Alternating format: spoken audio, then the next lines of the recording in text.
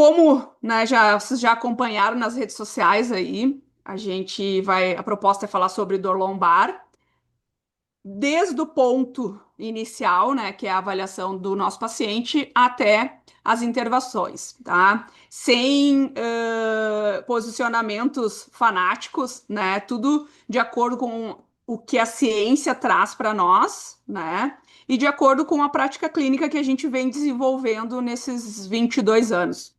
Então, eu vou me deixar essas frases que muitos de vocês já devem ter visto. A primeira vez que eu pisei dentro de uma sala de aula,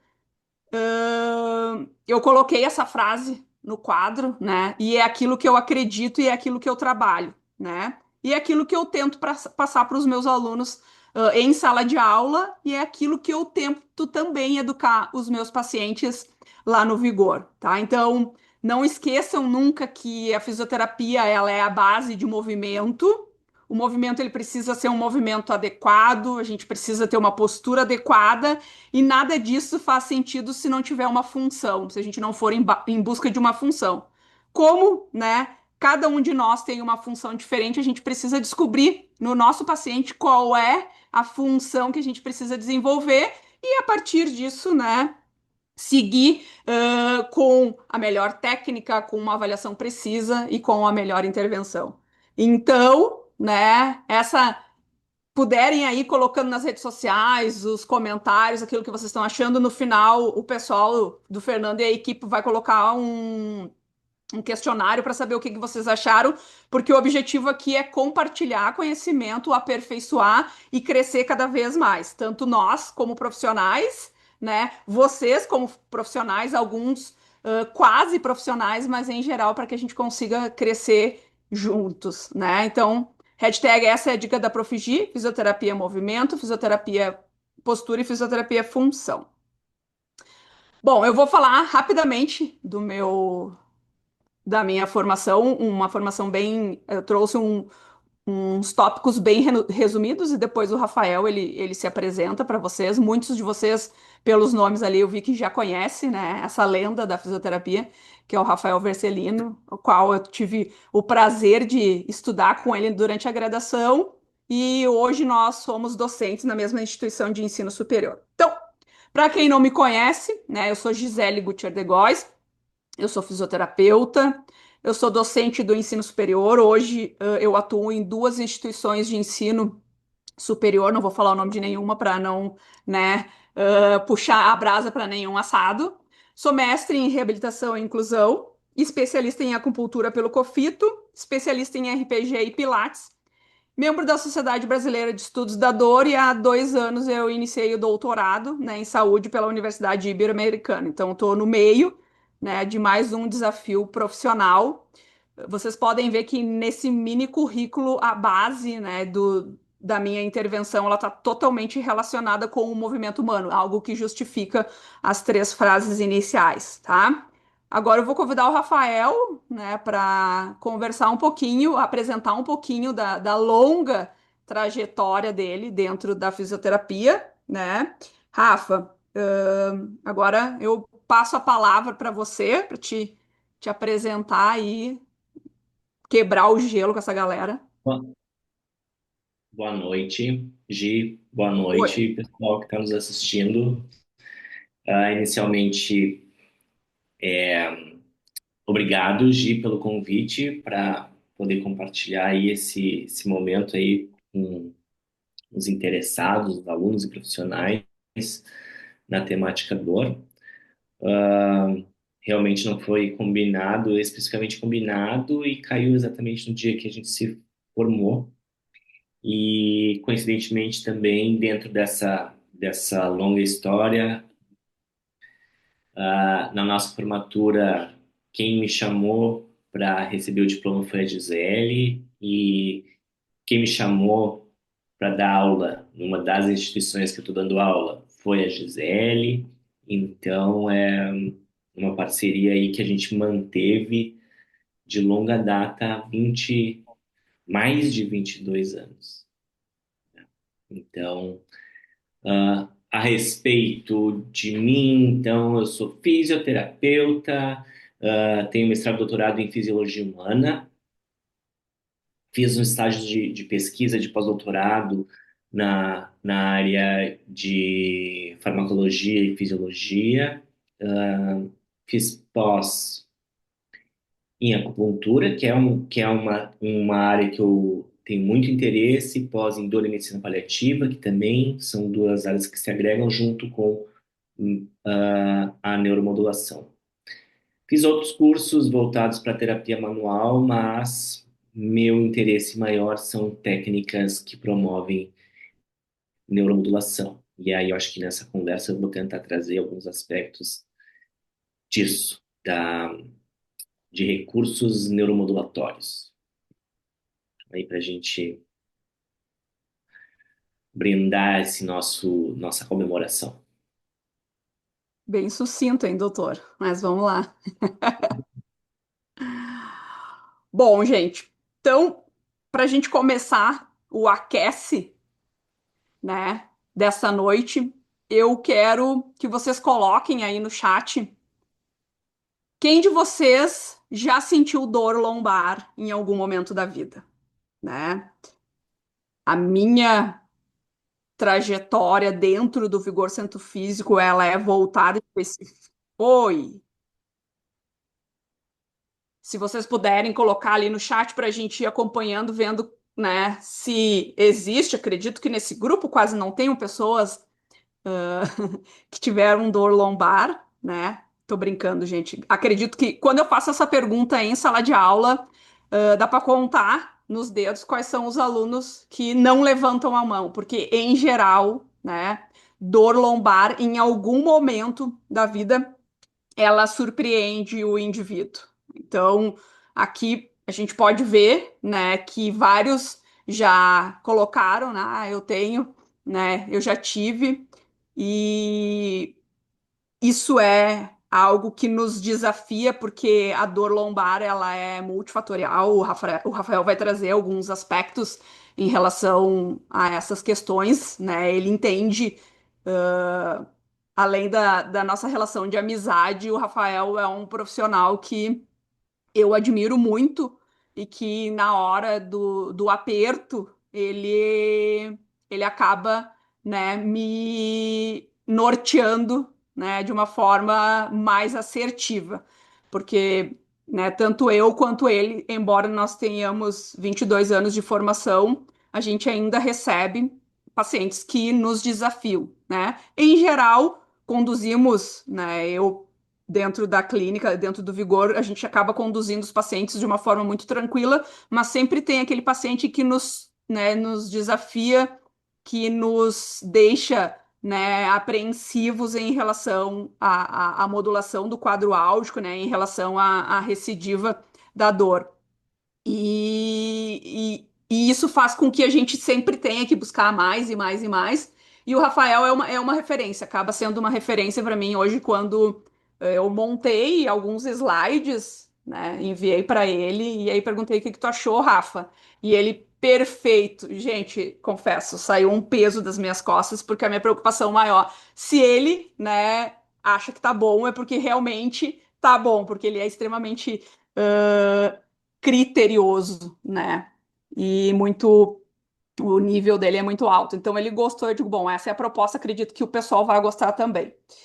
E a dor lombar, ela afeta, né? Assim como vocês disseram que já tiveram, né? Como com certeza vocês têm contato com alguém que já teve.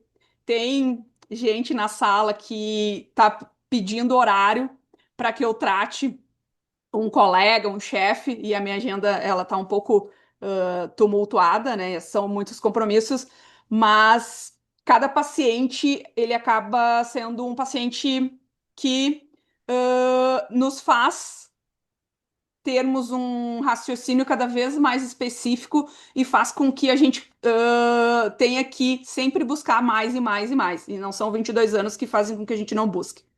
E aí, antes de vocês verem a dimensão da dor lombar no Brasil e no mundo, durante as aulas eu quero talvez até a aluna se identifique com essa minha história. Um dia eu dando uma aula, ao final da aula a aluna me procurou e disse, prof, eu tô com uma dor, né?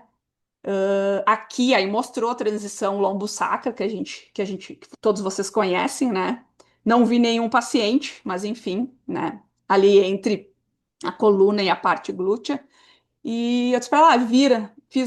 Palpei e vi que existia uma contratura ali. Aí eu olhei no laboratório, não tinha muitos recursos, mas tinha um mini disco que a gente trabalha a propriocepção. Aí eu dei esse mini disco para ela de madeira, disse, ó, leva para casa, faz assim, assado. E, na verdade, né, eu pedi para ela liberar, uma autoliberação. E depois, na semana seguinte, perguntei para ela. E aí, ela veio, me entregou de volta o material e disse. E eu disse: e aí, como é que ficou? Ela disse: bah, melhorei um monte. E é exatamente isso. Às vezes, com uma orientação, o paciente melhora, às vezes com algo extremamente simples, mas não são todos que evoluem dessa forma, né? Então, a especificidade, o aprofundamento, o estudo em cima da dor lombar, ele é algo que a gente precisa estar em constante, né, evolução nesse aspecto, né? E os guidelines, né, as diretrizes, muitas vezes elas não são bem claras, uma contradiz a outra, né? Mas enfim, são coisas que a gente vai discutindo. Então, realmente, né, grande parte dos que estão aqui conosco relataram episódio de dor lombar. E por que que ela é algo, né, tão importante? Por que que eu quis trazer para, né, para compartilhar com vocês hoje? Primeiro porque é o que eu faço há 22 anos, né? O meu foco, né, todos são relacionados não somente com dor lombar, mas com disfunções da coluna vertebral. A dor lombar eu peguei um tópico porque em uma hora a gente, né, não consegue abordar muitos pontos e ainda é pouco. E porque ela é uma incógnita, né, dentro dos consultórios das clínicas, dentro dos centros de pesquisa em dor lombar e aí dor crônica. O Rafael vai poder contribuir bastante para isso. E existem aqueles pacientes que, por mais intervenções que se tenham, mais específicos, maior expertise, ainda assim, né, a dor ela persiste. Então, a gente vai conversar como que a gente pode, né, superar e voltar e devolver o paciente o maior grau de funcionalidade. Só para vocês terem noções, eu trouxe dados da Organização Mundial de Saúde, né? Rafael validou, tá tudo, né? Tá tudo bem atualizado. Se eu coloco algo desatualizado, aí depois ele puxa minha orelha. Organização Mundial de Saúde, IBGE e Ministério da Saúde. Então, há alguns anos atrás, a Organização Mundial de Saúde falava em 80% da população que teve ou terá ainda, vai experimentar algum episódio de dor lombar. Isso se modificou para 84% da população mundial. É descrito também que é a principal causa de incapacidade, e aí não é só a Organização Mundial de Saúde, o IBGE, no último censo de 2022, ele trouxe a lombalgia como a principal causa de anos perdidos por incapacidade, e aí eles trazem uma faixa etária de 50 a 60 anos, e o Ministério da Saúde, ele traz a prevalência no Brasil da lombalgia, né, a lombalgia crônica, ou seja, mais de 77% da população já experimentou algum episódio, certo? Então, esses dados, eles são alarmantes, eles refletem uma falta de cuidado no direcionamento ou a abordagem, muitas vezes, não sendo seguida como deveria, e aí não são só os profissionais, né? A gente não pode puxar tudo para o nosso lado. Muitas vezes, os pacientes, eles têm o reflexo, né? Porque eles não seguem as orientações, eles são resistentes ao exercício físico, que é consenso, né? Então, essas questões, elas não se perpetuam só pelos profissionais, mas é uma multifatoriedade, ou seja, é um sistema público que muitas vezes não aborda como deveria, algum o paciente muitas vezes não tem os cuidados e não segue as orientações, e em alguns casos, né, os profissionais eles não estão habilitados para tratar esse tipo de disfunção. Outro dado do Ministério da Saúde também, gente, é que as dores musculoesqueléticas, elas são o problema mais frequente na população. E aí o dado ele é mais alarmante ainda, porque no caso da lobalgia, os dados do censo de 2022, ele trouxe que no ano de 2017 e 2019 foi a principal causa de anos perdidos em função de incapacidade. E o Ministério da Saúde, uma publicação do ano passado, trouxe que as dores musculoesqueléticas elas são um problema frequente na população e atinge principalmente indivíduos de 15 a 64 anos. Então eu sempre digo, né, não só nos cursos que a gente troca, né, figurinhas, nos congressos que a gente faz que a gente troca figurinhas, mas em sala de aula mesmo, porque quem trabalha com dor crônica, né, na coluna, é um indivíduo que nunca ele vai ficar sem trabalho, né? Às vezes os alunos me mandam exame de imagem para eu olhar do fulano, do ciclano, e aí eu tenho uma fisioterapeuta que trabalha comigo. Ah, Gisele, por que que tu não pede para vir aqui para te avaliar e tal? Eu disse, olha, eu não dou conta, né? Muitas vezes eu faço aquela orientação remota, porque não, né? Eu acredito que a gente pode ajudar, né? Não precisa necessariamente estarmos, né, recebendo por isso. Eu acho que a função do profissional da área da saúde é também colaborar para uma qualidade de vida em geral, né? Independente se recebendo ou não. Então, essas questões elas são bem graves e a gente, como profissional da área da saúde, a gente precisa estar preparado e fazer a nossa formação em geral, ela não nos prepara para abordagem desse tipo de disfunção e principalmente se ela se tornar crônica, né? Se vocês, quem já é formado aqui, se a gente perguntar, questionar qual de vocês tiveram, né, dentro das cadeiras ou uma cadeira que tivessem a abordagem da dor, dos mecanismos neurofisiológicos da dor, né? Eu e o próprio Rafael, nós não tivemos isso na graduação, né? Nós fomos buscar isso fora. Então, são questões. Formar é apenas o primeiro passo para te aprofundar e buscar mais questões, certo? Bom, causas, né? As causas, eu já falei para vocês, elas são multifatoriais, né? E a gente tem as disfunções, a gente tem as alterações ergonômicas, né? Postura durante o trabalho, o sedentarismo, né? Os gestos inadequados, o controle do estresse, a alteração do sono, quer dizer, todas essas questões elas influenciam na dor lombar. Tem a questão de insatisfação, alguns estudos trazem a questão da insatisfação ao trabalho, né? Então, são vários os fatores que podem fazer com que esse indivíduo ele desenvolva uma dor lombar, né? E as intervenções, elas estão aí para nos auxiliar, de certa forma, né? E muitas vezes elas nos desafiam, né?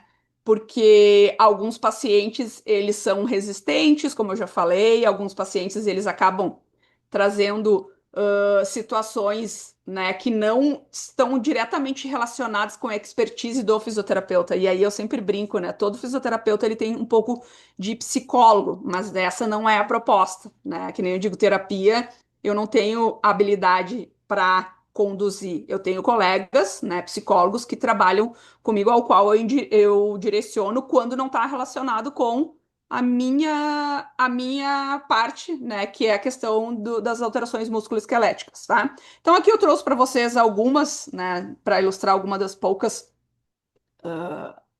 questões, né, que podem gerar uma causa de dor Gi, lombar. Oi? eu. Volta um pouco o slide ali. Agora ele foi. Antes de entrar nas crenças, tá? Antes de Beleza. entrar nos aspectos de crença, assim. Acho que é importante a gente definir. né? Para quem tem interesse em isso é para quem tem interesse em dor de uma forma geral, é quando tu pega um paciente para avaliar, né? As queixas, a queixa de dor, o paciente chega no teu consultório e tem dor, duas coisas são extremamente importantes na avaliação, né? O que o fisioterapeuta ele tem que estar claro para ele. Primeira coisa, classificar em agudo e crônico, Perfeito. tá?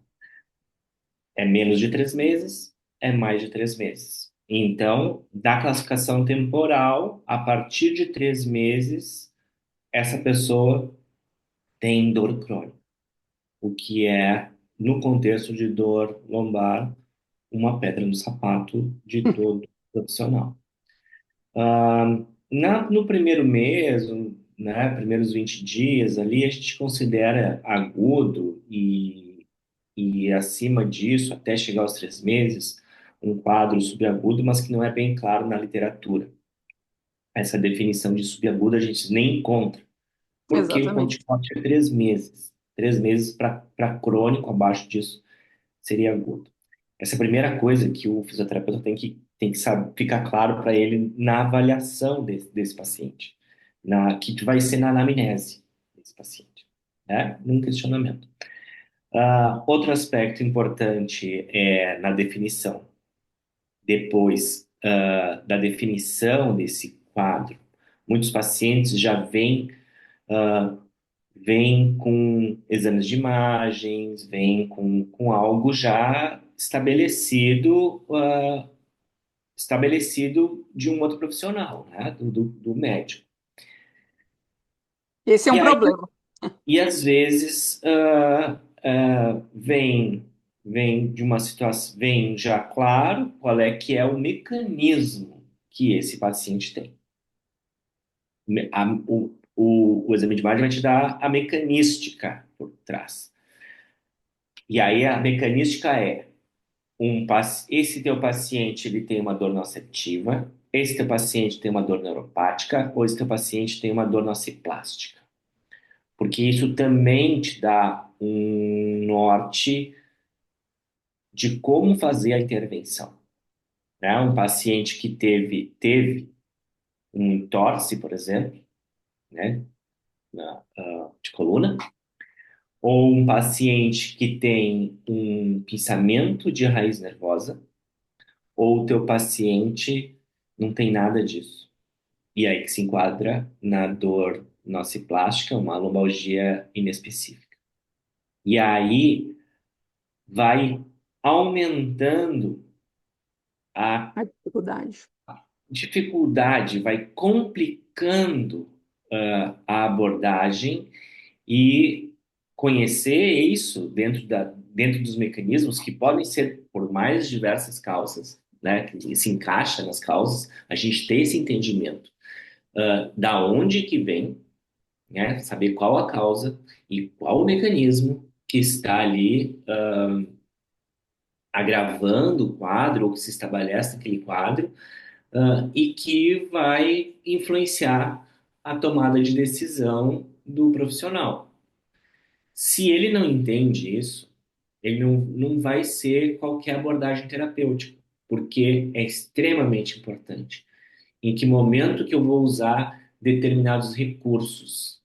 Porque não adianta tu querer usar certos recursos terapêuticos por uma dor nociplástica, uma lombalgia específica. Então é muito importante a gente ter esse entendimento, né, do que esse do que nosso paciente tem, de como ele se enquadra, e como que a gente pode tratar. E outro aspecto importante, dentro desses três mecanismos, eles podem se sobrepor.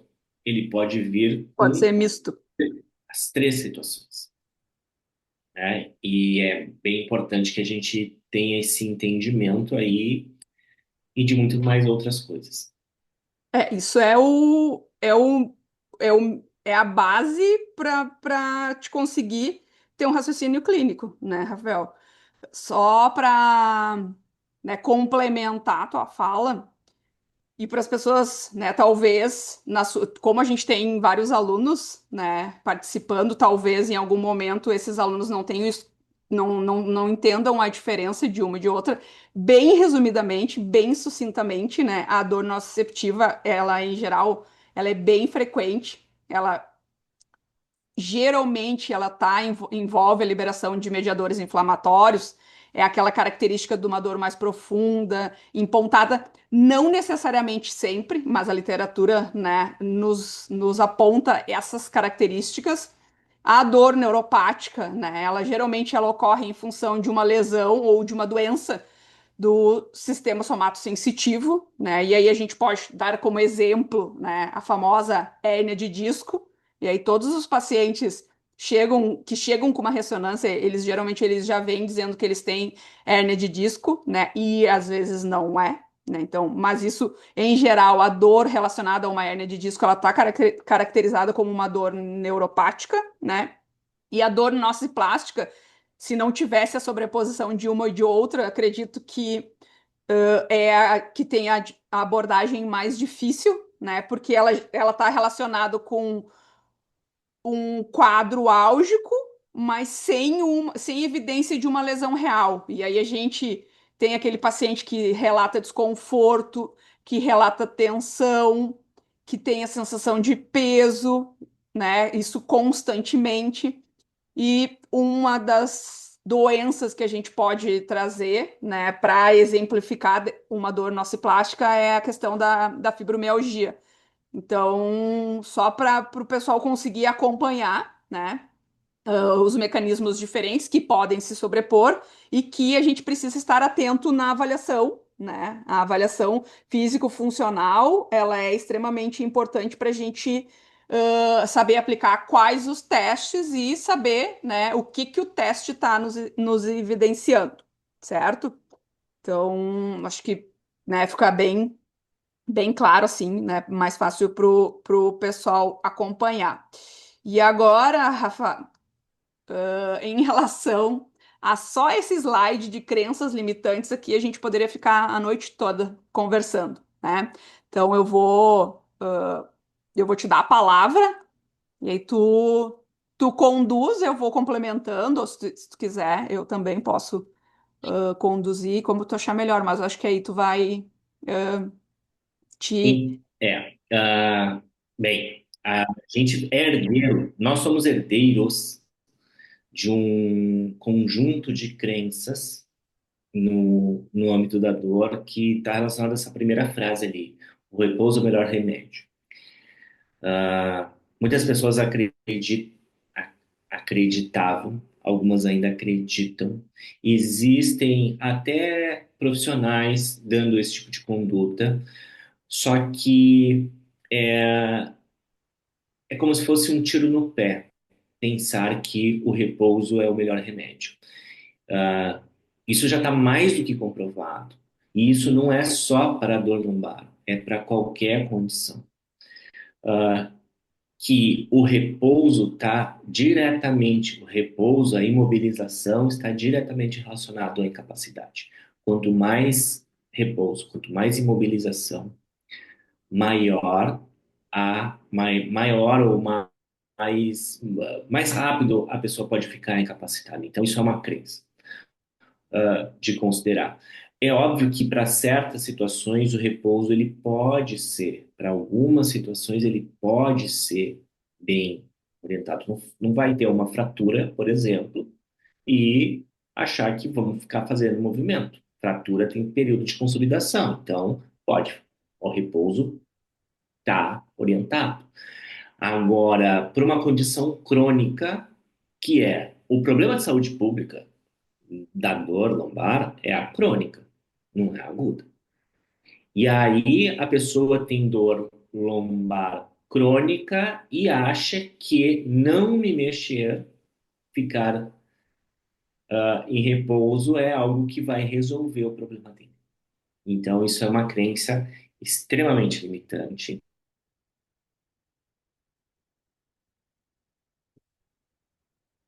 A porque questão. está reabilitar um paciente, a dor é a o exercício, o movimento. Pode falar, Michel. Independente de que método, né? Todos os estudos eles são unânimes em relação, como o próprio Rafael trouxe, em relação à dor lombar crônica, que é a principal dificuldade, né, mundialmente. Todos os artigos, pelo menos eu leio bastante, não é pouco, sobre esse assunto, e todos eles são unânimes em que o movimento ele é melhor que a inatividade. Se for um exercício bem conduzido, o reflexo é maior ainda, por quê? Porque tu mantém força muscular, tu diminui a inatividade e mantém essa funcionalidade. O que que acontece com o repouso? A gente acaba entrando num loop. Repouso, ele traz mais descondicionamento, ele traz mais dor, que traz mais descondicionamento, que faz com que a pessoa fique mais parada. Então, são coisas que já é consenso na literatura. O movimento, ele é mais benéfico do que a inatividade. E o que a gente precisa também ressaltar em relação a essa questão é que desde os primórdios, né, e isso a gente atualmente a gente acaba tendo mais frequente no consultório, na clínica, enfim, nos centros de pesquisa, porque hoje as pessoas já saem com o seu diagnóstico e já saem com a sua orientação, né? E que muitas vezes não está relacionado com as diretrizes, com o que as diretrizes trazem. Vamos pegar o exemplo entre essa semana mesmo, um paciente que tem dor lombar, né, crônica, é um menino de 14 anos que tem uma escoliose de ângulo Cobb 30 graus. Ele foi no ortopedista dele para fazer uma revisão, e aí o ortopedista dele mandou, eu brinco que mandou um encaminhamento, né? E no encaminhamento ele queria me orientar, né, em relação à intervenção fisioterapêutica. Aí o paciente deu para mim e acabou que ele já disse: Ah, mas tudo isso, gente, porque eu vou atendendo e vou explicando quais são o que que eu estou fazendo e qual o objetivo, né? Daí o paciente largou e disse assim: Ah, tudo isso aqui que o médico mandou a gente já está fazendo, né? A única coisa que nós não estávamos fazendo era que a orientação do médico pedia para o menino ficar só fazer o tratamento e não fazer aula de educação física, não ir para academia, entendeu? Tal, tal, tal. Ele continuou indo na academia, ele continuou fazendo educação física. A única situação foi que foi feito um encaminhamento, um laudo cinético funcional, que eu encaminhei para a professora de educação física da escola dele e para o instrutor lá. Mas imagina um menino que vinha numa atividade física constante fazer só fisioterapia. Isso é algo que vai prejudicar, em vez de ajudar a intervenção que eu estou tendo com o menino, acaba prejudicando. Então, assim, a gente traz mais uma dificuldade, né? A questão de o profissional não saber se alguns profissionais não se colocarem de certa forma no seu. Bom, o médico ele tem a obrigação dele de acompanhar o paciente clinicamente e ponto final. Não, eu não preciso, né? Então, assim, são coisas que foge, né? Imagina que tu vai pedir para um menino deixar de fazer sabe? São coisas assim que a gente sabe que não funciona, né? E que seria da competência do fisioterapeuta e não do médico. Então eu disse, daí eu expliquei novamente, olha, não precisa, tu pode continuar, já foi encaminhado, né? Então assim, são coisas que a gente também luta com uma medicina desqualificada, vamos dizer assim, ou fora da sua expertise, né? Mesma coisa eu indicar cirurgia para um paciente. Não, né? Então, isso são coisas e às vezes a gente tem uma queda de braço entre fisioterapeuta e médico. O Rafael que fez o acho que o negócio, foi o que que tu fez lá no Clínicas, Rafa, com o Volney? Pós-doc? Exato. Então, assim, no ambiente hospitalar, isso acaba sendo mais perceptível ainda, né? E as dificuldades, em algumas situações, elas acabam. Mas, enfim, o fato é que a orientação dada por outro profissional não estava de acordo com o que ele, né, com o que ele precisava. E, de novo, né? Repouso É fato. Não. E vocês, né, profissionais, futuros profissionais, vocês precisam entender esse processo, né? A gente sabe que existe um momento, e aí na dor lombar aguda, onde algumas intervenções elas passivas elas são orientadas, as técnicas hand-on, né, em relação à terapia manual, elas são, mas isso é um período muito efêmero da intervenção, né? Nada supera o movimento. Outra questão de, eu tenho dor lombar, eu tenho hérnia de disco. Não, a hérnia de disco é totalmente diferente de. A hérnia de disco pode levar a uma dor lombar, mas nem toda dor lombar ela está relacionada com uma hérnia de disco, né? Então são coisas assim que a gente precisa ter conhecimento, né, das várias disfunções que existem nas estruturas da coluna vertebral que geram dor lombar, né? E nem sempre e muitas vezes não estão relacionadas com hérnia de disco, né? Rafael quer complementar sobre a flexão do tronco, sobre Não, a. queria dizer assim, dor lombar significa hérnia de disco, né? Não. Não, Tem exatamente, hérnia de não. disco, tem hérnia de disco, preciso fazer cirurgia? Não. Não. Ah, não posso fazer flexão de tronco. Depende, né?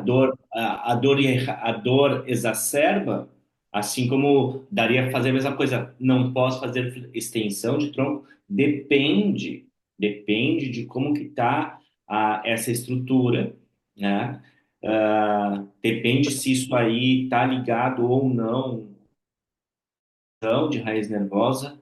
É extremamente importante saber que a gravidade de condições neuromotoras relacionadas à dor lombar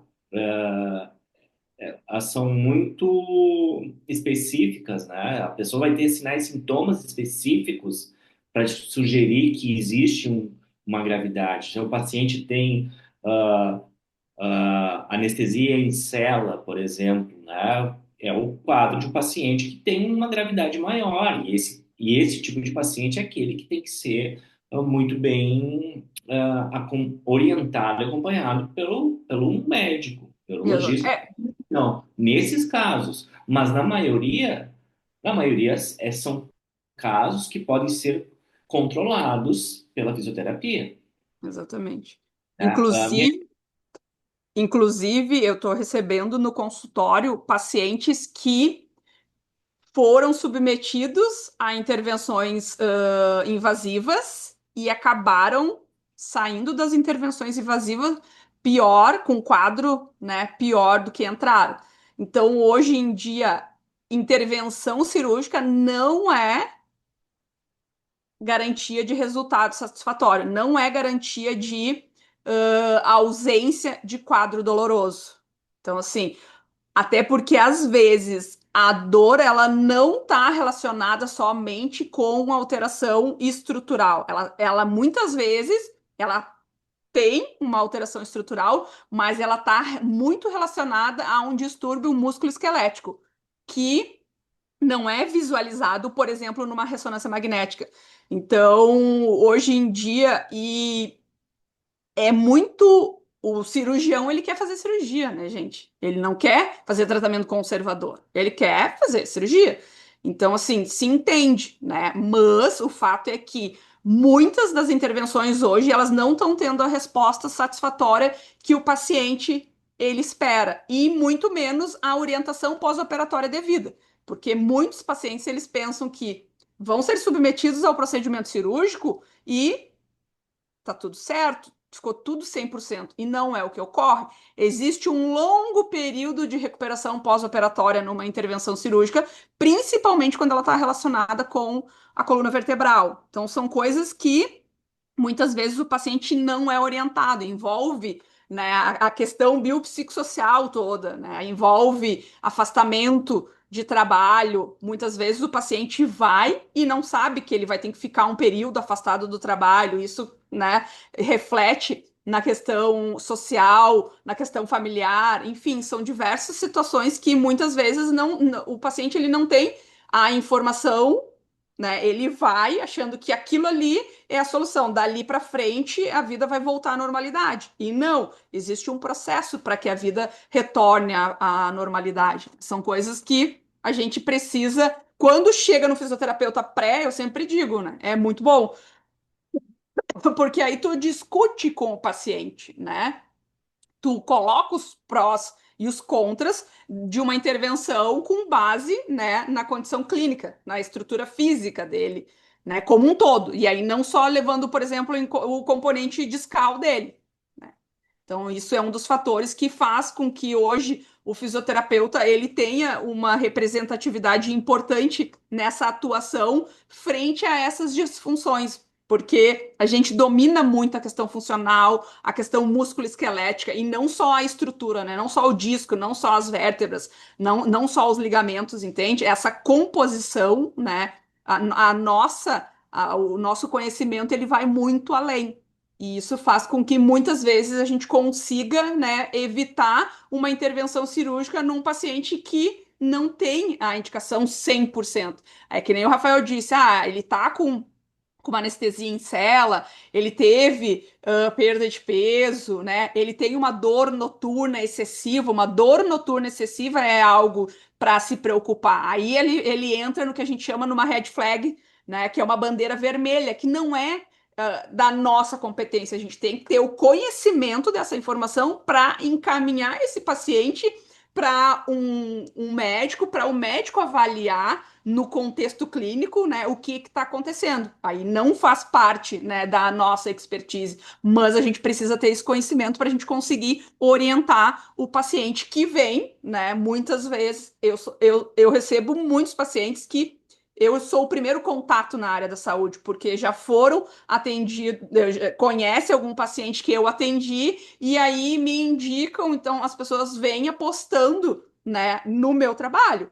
No entanto, eu preciso ter o conhecimento. Não, o senhor eu consigo atender. A senhora, infelizmente, não é, né? A senhora tem um contexto clínico que não me deixa tranquila para trabalhar. A gente precisa investigar melhor, né? E essa investigação clínica não é comigo. E aí, né, encaminho para alguns colegas neurologistas, ortopedistas, enfim. Então, não é porque eu sou fisioterapeuta que eu não tenho e que eu vou resolver todos os problemas também, né? Então a gente tem situações que a gente consegue auxiliar e situações que a gente não consegue auxiliar, né? Como o próprio Rafael trouxe a questão, né? Porque essas crenças que eu trouxe, alguns tópicos de crença, né? Dor lombar significa hernia de disco, isso são coisas que a literatura traz, e são coisas que eu vejo no consultório diariamente, né? Pacientes que chegam com movimentos robóticos, não querem fazer flexão, não querem fazer extensão de tronco, porque fulano, ciclano disse que não podia. Não, a gente precisa avaliar a condição físico-funcional desse paciente e, com base nisso, definir. E isso não é imutável. A gente consegue conduzir para que, até porque a funcionalidade ela precisa ser restabelecida. E flexão e extensão de tronco são coisas que envolvem atividades funcionais no nosso dia a dia. É preciso fazer esses movimentos, né? O fato é como fazer esses movimentos. Essa é a grande questão. Outra questão que né, os exames de imagem, gente, os exames de imagem, eles evoluíram tanto nos últimos anos, e aí a gente pega 20 anos para cá, que a especificidade deles é tão grande que muitas vezes as pessoas acabam descobrindo alterações ao acaso, né? Foram fazer por exemplo, uma ressonância lombopélvica e acabaram notando um desgaste articular no quadril. Quer dizer, foi eu achar, nunca teve nenhum sinal, nunca teve nenhum sintoma. Isso é importante, né? Eu vou pegar essa informação e vou comentar com o meu paciente. O senhor tem dor no quadril? Não, não tem. Mas o senhor vai ter, porque aqui já demonstra um desgaste. E, gente, não é assim, tá? Muitas vezes a ressonância magnética, tem um estudo de 2019, não trouxe para vocês, mas tem talvez até o Rafael saiba melhor. Tem um estudo de 2019 que fala sobre a ressonância magnética, né? E que muitas vezes as pessoas que têm alteração em ressonância magnética são mais funcionais do que alguns indivíduos que não têm alteração. Então, assim, ter uma imagem de ressonância magnética alterada não quer dizer que a pessoa vai ter dor e não quer dizer, se ela já tem, não quer dizer que essa dor ela vai persistir para todo sempre, né? Então, são coisas que a evolução ela acaba tendo uma especificidade tão grande na imagem que começam a mostrar coisas, né, alterações que não estão relacionadas com a parte física do indivíduo, como um todo, dentro de uma perspectiva funcional, tá? Que é muito Rafa. importante saber o seguinte, que exames de imagens, elas têm um papel, às vezes, que é nocebo se o profissional não conseguir ou não souber dar informação de forma adequada. O paciente ele pode ter comprometimento, um comprometimento das suas estruturas a partir do exame de imagem, e isso não se correlaciona com o aspecto funcional, nem com o sistema somatosensorial, mas às vezes o profissional ele informa, nossa, sua coluna parece de uma pessoa de 100 anos. Sim, Isso é a pior coisa que pode ser dito, porque o paciente, às vezes, ele achava que estava tudo bem ou que só tinha um desconforto e essa informação vai exacerbar a dor, né? O desconforto e em cima disso vem todas essas crenças aí que a gente está falando, porque isso vai gerar medo do movimento. O medo do movimento é a cinesiofobia. Ele vai buscar o repouso vai levar a perda da função, mais e mais incapacidade, mais dor, mais repouso, mais imobilidade, e é o ciclo vicioso. Então, a exatamente. gente não tem que levar em consideração nem se a gente recebe, se o fisioterapeuta recebe um exame de imagem, beleza, vamos respeitar para que para o paciente aquilo ali é importante. A gente vê o exame de imagem, mas o que importa é a funcionalidade, o que consegue e o que não consegue fazer, o que alivia e o que faz piorar dentro de um quadro de dor lombar, né? Mas isso é para qualquer quadro doloroso. É. E então, é muito importante a gente ter essa ideia para não perpetuar, porque tende a perpetuar, né? Se um profissional dá essa informação, ele catastrofiza. E o paciente de dor crônica, normalmente ele é catastrófico. Uhum. Aí ele sendo catastrófico, o que que é o catastrófico? Que ele faz tempestade em copo d'água.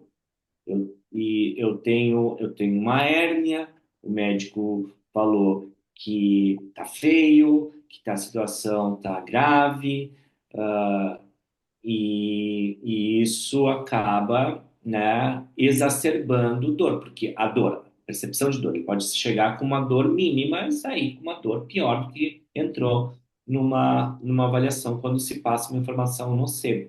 Porque a dor sendo uma experiência multidimensional, não depende só do componente sensorial, perceptivo.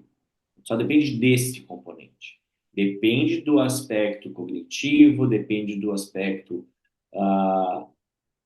emotivo, e estes componentes dependem da sensação, da percepção, do entendimento e da emoção que essa experiência lhe traz.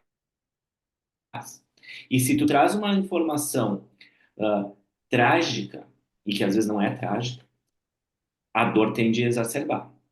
E se a dor exacerba, isso vai ter um processo de retroalimentação positiva, levando à crença de que eu não, a crença de que eu não posso mexer, se eu mexer vai piorar, se eu tenho essa dor, então é algo realmente grave, e aí é ladeira abaixo com o paciente, não vai ter resolução. E ele vai acreditar que só o repouso e a medicação, a cirurgia vão resolver, que É. não, que é um problema sério. E com uma abordagem mais complicada ainda, né? Mais desafiadora ainda para nós fisioterapeutas.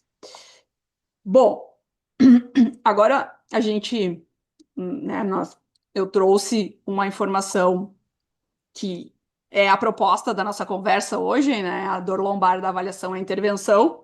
Então, a literatura traz, e é muito discutido, né? E é consenso também que é preciso uma avaliação minuciosa, um exame físico extremamente detalhado. Existe, e está no terceiro item, porque alguns pacientes hoje já chegam com o exame de imagem, né? Mas o fisioterapeuta, ele tem total autonomia para solicitar exames de imagem, tá? E o exame de imagem, ele não é. O fisioterapeuta não é refém de um exame de imagem. Nós temos diversas formas de avaliar o paciente que não necessariamente exija o exame de imagem, né? Que nem eu digo, né? Muitas vezes na supervisão de estágio eu falo para os alunos, né? Ah, mas tu fez avaliação? Fiz. Ah, tu avaliou, por exemplo, mobilidade vertebral? Não, não avaliei. Pois é, a mobilidade vertebral, ela é extremamente importante de ser avaliada numa dor lombar. E que essa informação, mesmo tendo um exame de imagem, uma toma, uma ressonância, ela não vai vir. Então, nada, gente, nada substitui um exame físico funcional detalhado. Isso é o ponto inicial para te ter uma abordagem efetiva e com resultado. Claro, a gente precisa de uma boa anamnese, né? Até para saber, né, a característica dessa dor de forma temporal, se é uma dor aguda, se é uma dor crônica, o mecanismo dessa dor. Então, né, essas questões a gente coleta muitas vezes numa anamnese, mas o ponto-chave e extremamente importante da avaliação fisioterapêutica é o exame físico detalhado, né? E o exame físico detalhado exige uma abordagem manual, exige que sejam realizados alguns testes, né? Exige que sejam realizados a avaliação de força muscular, e aí não é só avaliação de força muscular de core, né? Todo mundo fala em dor lombar, ah, tem que fortalecer core, tem que fortalecer core. Mas aí eu pergunto para vocês, tá? E o jogador de futebol? Vocês querem me dizer que o jogador de futebol ele não tem o core fortalecido? Ele tem. E tem muitos jogadores de futebol que têm dor lombar. Então, quer dizer, a dor lombar, ela não tá, o tratamento, ele não é único e exclusivo fortalecimento de core, por exemplo. Existem outras intervenções que são necessárias, né? A intervenção, né? Eu trouxe pontos, né? Que aí tanto eu quanto o Rafael a gente vai abordar, né? Que são pontos que a literatura, que os guidelines eles trazem, que as diretrizes trazem, que recomendam. Só que se eu vou fazer acupuntura, se eu vou fazer uma mobilização articular, se eu vou intervir com uma terapia manual, se eu vou entrar com um programa de exercícios, isso a gente só sabe com base no exame físico detalhado, com base na exacerbação ou não de um quadro doloroso. Os alunos têm muitas dúvidas. Ah, quando que eu faço exercício? Por exemplo, no paciente idoso, quando que eu faço exercício? O paciente chega com dor? Não. Então, se o paciente não chegou com dor, é o primeiro ponto de que eu já posso dar o start e pensar em exercício. Propôs um exercício. Claro que a gente começa de uma forma, né? Uma prescrição bem lenta, uma intensidade baixa. Começou o exercício. Aumentou dor? Não, não aumentou. Segue com o exercício. Ah, aumentou dor? Reavalia. Vê se esse exercício é o mais adequado, se de repente a carga não tá, se de repente o exercício não é o mais adequado. Então, assim, ó, não existe um protocolo fechado, existe uma avaliação física funcional que nos direciona dentro da nossa intervenção, tá? Então, aqui eu trouxe um panorama bem amplo, bem geral, e agora a gente, tanto eu quanto o Rafael, eu vou falar um pouquinho, né, da questão da avaliação, né? E o Rafael vai complementando, depois ele vai falar, né, sobre a questão do tratamento, eu vou complementando e a gente vai, né, aprofundando mais nesse mundo da dor lombar crônica, principalmente, tá? Bom, aqui eu trouxe para vocês um, um artigo que foi publicado agora no início do ano, em 2025, sobre o tratamento da dor lombar não específica, né? E foi um estudo que foi feito para ver se os profissionais eles seguiam as diretrizes, né? E em suma, o que foi visualizado? É que não existe um consenso dentro das próprias diretrizes. Algumas diretrizes, elas não apresentam um consenso. O que é comum de diretrizes diferentes, né, em relação à dor lombar inespecífica? E agora é o momento em que a gente, né, pensa. Dor lombar, a gente deve evitar exames de imagem, abster-se de opioides potentes, tratamentos invasivos e fornecer informação para que o paciente se mantenha ativo. Agora, daquelas pessoas que responderam lá no chat que tiveram dor lombar, aqueles que foram, né, fazer uma consulta clínica, gente, dos pacientes que eu recebo lá no consultório, 100% quando não vem para mim antes, né? Eles vão no médico e do médico eles vêm para mim. 100% eles já chegam com um exame embaixo do braço. 100% deles, né, com uma prescrição de opioides potentíssimos, né? E aí, as codeína, os tramadol, que são medicações que são realmente bem fortes, né? Para te iniciar. O Rafael trouxe, né? O problema é a dor crônica. Aqui a gente está falando de dor aguda e já, né? Então, assim, essa recomendação, em geral, né, não é seguida na prática clínica, porque grande parte dos médicos, né, e de alguns fisioterapeutas também, primeiro contato com o paciente, não, vou solicitar um exame de imagem. Então, quer dizer, as diretrizes dizem que essa não é a melhor escolha, né? A gente tem hoje, né, dentro da literatura, uma ferramenta que é extremamente efetiva e que auxilia muito, né, o fisioterapeuta na sua intervenção, né? Uma ferramenta que tem um custo e efetividade mais baixo, se for comparar uma ressonância magnética, que muitas vezes ela detecta disfunções precoce, né? É um meio extremamente econômico e eficiente, tá? Então, eu apresento, se vocês já não leram ou se vocês já ouviram falar, a termografia infravermelha, tá, gente? E não sou eu trabalho com isso. Eu acho que ali em Cachoeirinha e Gravataí eu não conheço nenhum outro profissional que trabalhe com termografia. Eu sei que eu estou extremamente feliz com os resultados, porque, primeiro, ela me auxilia bastante no diagnóstico, e o melhor de tudo, né, é que eu consigo mostrar para o meu paciente o antes e o depois dele. Então, além de me auxiliar no diagnóstico, ela me auxilia para demonstrar para o meu paciente o quanto esse paciente evoluiu numa linha do tempo, porque muitas vezes eu já recebi paciente que chegou na cadeira de rodas e que melhorou e que disse para mim lá no meio do tratamento que o problema dele nunca foi dor, né? Aí eu brinco com a Cristiane que trabalha comigo. Nossa, eu acho que em algum momento hum, eu viajei, porque eu trabalhei com dor no início e ele disse que não. Enfim, as pessoas esquecem, né? E a termografia ela tem me auxiliado muito, muito, muito mesmo.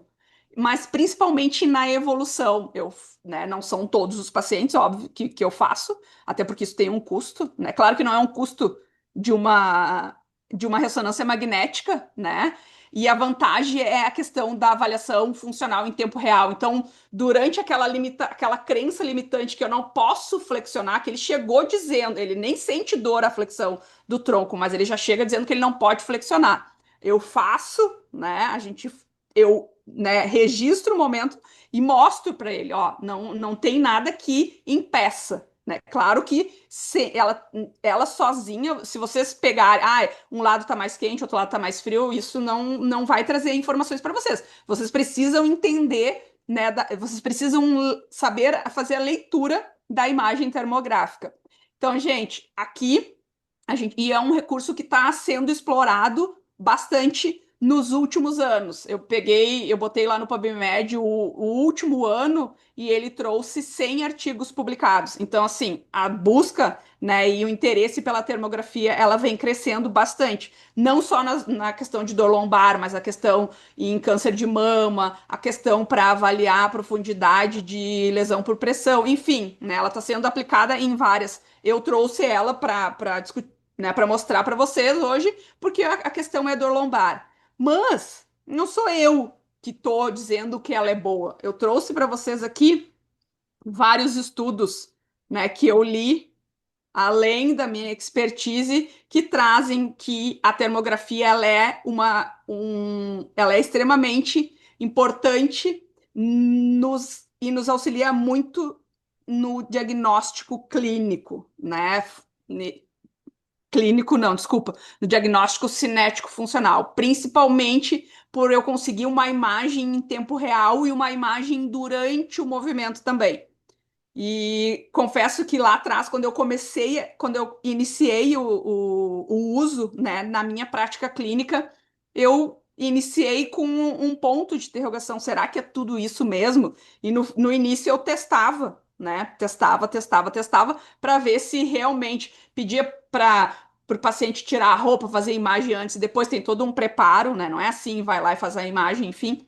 E realmente ela foi, né, com os resultados associados ao que a literatura diz e os resultados dentro da minha prática clínica, hoje eu digo para vocês que ela é totalmente presente no meu dia a dia, né?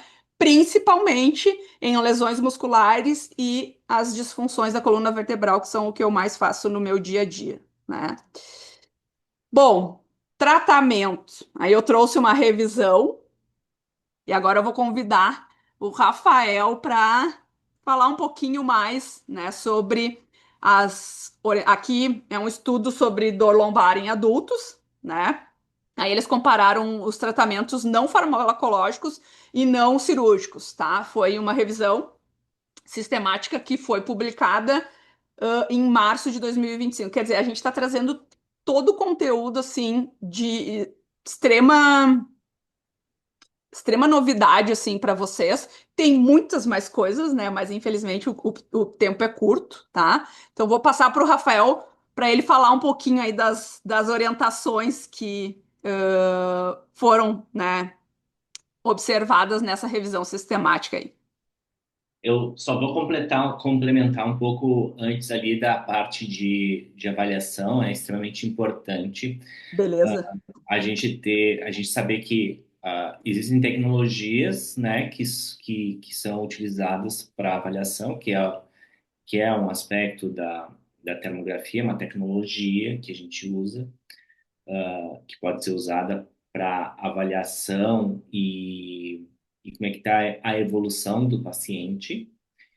Então, ela tem é um ótimo recurso, mas também a gente não pode esquecer que nós, fisioterapeutas, como profissionais de primeiro contato, a gente também tem recursos avaliativos de testes específicos que a gente pode fazer e que às vezes, será que o paciente pode perguntar assim, mas será que eu devo fazer um exame de imagem? Será que eu preciso fazer? E aí, alguns testes já nos indicam se existe realmente essa necessidade, como um teste simples, que é o LASEG, que já vai te dar uma informação. O SLAMP test também já vai te dar uma informação, e que muitas vezes o paciente pode ter aquele quadro de lombalgia muitas vezes associado à presença de pontos gatilhos, de quadrado lombar, de região de glúteo médio, e que mimetiza um quadro de dor como se fosse, né, uma hernia de disco. E às vezes não é, só um ponto gatilho. E aí, dentro dessa ideia do ponto gatilho, aí trago, né, falo sobre a acupuntura, que é um ótimo recurso, né? Pode chamar de acupuntura, pode chamar de dry needling, pode chamar de estimulação percutânea, é tudo a mesma coisa, né? A estimulação, então, por meio do agulhamento de pontos gatilhos para desfazer pontos gatilhos, tratamento da, da síndrome de dor miofascial. Então, é um ótimo recurso que alivia a dor. Ah, indo para além da parte local e segmentar, o agulhamento, ele também promove relaxamento, sensação de bem-estar, do paciente, já ajuda também em condições que o paciente, que não é incomum, o quadro de pacientes com dor crônica vai, podem ter associado a ansiedade, não tem uma qualidade adequada de sono. Então, aí a acupuntura tradicional, né, mais sistêmica, ela pode ter boas respostas, né, e tem mecanismos que justificam, mecanismos que são estudados tanto em modelos animais para a compreensão destes mecanismos envolvidos, assim como estudos clínicos mostrando benefícios do efeito da, da acupuntura, tanto local quanto para o aspecto mais sistêmico. Em relação aí, pode ser técnicas de agulhamento associadas ou não à eletroestimulação, né? Então, a eletroestimulação, o uso de correntes com agulhamento também mostra bons efeitos. Não vou falar sobre tração lombar, vou deixar para Gi. E terapias é incontestável, incontestável o exercício. E aí, é incontestável, ponto. E aí, um aspecto extremamente importante, não é este ou aquele exercício. É o exercício que o teu paciente gosta de fazer. Porque numa situação onde a população geral vem se tornando cada vez mais, esqueci a palavra, cada vez mais deixando de fazer exercício, sedentária, essa é a palavra, onde a população geral cada vez mais sedentária, aquele paciente que sente dor vai ser mais sedentário do que a população geral sem dor. Então, se tu quer adesão a uma prática, tu se quer que o paciente adira a ti, que o paciente faça atividade física, faça exercício, tem que ser um tipo de exercício que ele goste de fazer, que ele encontre prazer em fazer. E às vezes esse exercício não precisa ser necessariamente aquele da fisioterapia, mas tem que se encontrar um exercício que ele goste de fazer. E o fisioterapeuta tem um papel de auxiliar ele a encontrar. Às vezes pode ser o próprio Pilates com o próprio fisioterapeuta que ele goste de fazer, que ele se identifique. Então tem que ter essa identificação, tem que ter prazer, tem que ter motivação, porque senão tende a não procurar o exercício, e o problema se prolongar. Então, havia um período, e a Gisele vai lembrar disso, havia um período que o pessoal clínico indicava RPG. O clínico, o prescritor, o médico indicava RPG para todo mundo, porque RPG era moda. Acho que antes disso era a hidroginástica. Era para todo mundo. Não interessa se tu gostava de fazer hidroginástica. Hidroginástica é o que tu tem que fazer. Não interessa se tu gosta de técnicas de RPG. RPG é o que tem que fazer. Agora, e eu acho que até benéfico, positivo, tá o Pilates nessa moda. Mas o Pilates é um exercício amplo, completo. Exige, ele só falha pelo fato de não ser um treinamento aeróbico. Mas, nos outros aspectos, ele é um exercício resistido, ele é um exercício que trabalha flexibilidade, alongamento. Então, ele é um ótimo exercício e eu acho que hoje ele é a bola da vez na indicação para as condições musculoesqueléticas. Então, é extremamente importante que se faça exercício e quando for fazer, a gente pensar assim numa alta fisioterapêutica. E se o fisioterapeuta não é alguém que trabalhe com pilates já, né? Porque existem formas de condução de uma abordagem terapêutica, né? Tu vai fazer, tu pode usar os mais diferentes recursos dentro da fisioterapia. E vai chegar um momento que tu vai ter que dar alta destes aspectos, né? Dos recursos fisioterapêuticos que tu usa, e o Pilates pode ser algo que pode ser usado para manutenção daquilo que tu alcançou. Ou então, não faço Pilates, então eu vou encaminhar para alguém, se é que a pessoa gosta de Pilates. Se ela não gosta de Pilates, encaminha para a prática de yoga, encaminha para o Tai Chi, encaminha para a musculação, mas o aspecto mais importante tem que ser aquilo que ele goste de fazer. E se ele não encontrou, é o papel do fisioterapeuta auxiliar ele nisso, encontrar isso. É quase um papel de coach nessa decisão, para que ele se torne uma pessoa ativa. Pronto, Isso, falei.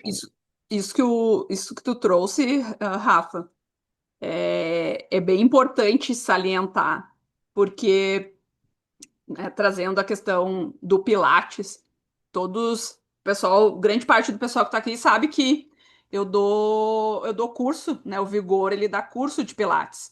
E é uma das coisas que no primeiro dia, no primeiro momento, quando eu me apresento, eu digo para os alunos, eu não quero que vocês me associem a uma pilateira, né? Uma pessoa alienada que só o Pilates ele vai trazer benefício. Não. Como tu trouxe, muito bem colocado, né? O Pilates é uma alternativa, né, que a gente tem dentre as inúmeras alternativas que a gente tem de exercício físico, o Pilates é uma delas, né? E o Pilates, ele não trabalha a capacidade cardiorrespiratória. Isso é bem, né, bem importante salientar. Então, assim, se a gente for alinhar com o que a Organização Mundial de Saúde traz na sua última diretriz de 2020, que o exercício físico, ele tem uma indicação de tempo semanal com cada faixa etária, né? Pegando adultos, né? O exercício físico, a gente tem que, numa intensidade vigorosa, a gente tem que fazer de 150 a 300 minutos por semana, né? Se for, desculpa, moderada. Se for com uma intensidade vigorosa de 75 a 150 minutos por semana, tá? Então a gente tem que, né, associar exercícios multimodais, né? E aí envolve força, flexibilidade, dança, enfim, né? O que a pessoa, como tu disse, o que a pessoa gostar e se identificar melhor, né? E os exercícios cardiorrespiratórios, os exercícios aeróbicos, né? E aí a gente tem a esteira, a gente tem a natação, a gente tem a hidroginástica, enfim, né? A gente tem vários recursos. Mas é importante salientar que o profissional ele precisa entender isso, né? Eu sou uma pessoa que eu tenho formação, lá no início eu fiz a formação em RPG e o próprio RPG ele se modificou ao longo dos anos, né? Era algo que o paciente ficava parado e é algo que os estudos eles foram modificando, por quê? Porque a gente não fica, não adianta eu estar bem parado, nós não somos seres parados. A gente não fica, na verdade, a gente está parado quando está dormindo. O resto do tempo a gente, né, se mantém em movimento. Então são coisas que até o próprio RPG que foi, né, durante um período, né, moda, Ele acabou se modificando. O Pilates, como tu trouxe hoje, ele tá um boom do Pilates. Mas você, né, o profissional ele tem que entender que o Pilates ele pode ser um recurso se o paciente gostar, né? Lá na clínica, quando a gente dá alta para os nossos pacientes, a gente tem o Pilates, né? Então, só que já fez, gosta, né? Ah, eu sou muito agitado, sou muito agitado, não consigo. O Pilates não é para essa pessoa, entende? Essa pessoa talvez faça 1, 2 meses e depois a adesão ela vai acabar, porque a pessoa não vê prazer, não tem a sensação de bem-estar com aquilo. Então, são coisas assim que a gente precisa destacar. Bom, tu tem um paciente, claro que a gente consegue um controle, um fortalecimento de core, que no Pilates é powerhouse, postura, flexibilidade, todas aquelas capacidades físicas que são importantes, né? Mas ela precisa estar intercalada com um exercício aeróbico também. Mesma coisa, né? Se a gente for pegar propagandas, Pilates emagrece. Não, Pilates. Aí agora, né, a gente teve as Olimpíadas, os atletas saíram exaustos de um treinamento de Pilates. Né? Não quer dizer que a exaustão que eles tiveram foi e tem fator com diminuição de peso corporal, entende? São questões diferentes. Até porque pegaram atletas de futebol onde havia metabólica, né, onde o metabolismo energético predominante, 88% ele é aeróbico, coisa que no Pilates não, entende? E aí, claro, só que a mídia, né, estourou de novo a questão, que eu recebi naquela semana vários pacientes que queriam fazer Pilates para emagrecer, né? Não, é a mesma coisa. Às vezes o paciente não consegue deitar na maca para ser avaliado, mas ele vem com o encaminhamento do médico para fazer Pilates. Várias vezes eu deixo de atender pacientes lá na clínica porque eu digo, ó, a senhora não tem condições, o senhor não tem condições para fazer Pilates. O senhor vai ter que fazer uma fisioterapia antes de conseguir chegar no Pilates, né? O Pilates no seu, com o seu o método Pilates realmente, não os aparelhos de Pilates que muitos dos profissionais usam, entende?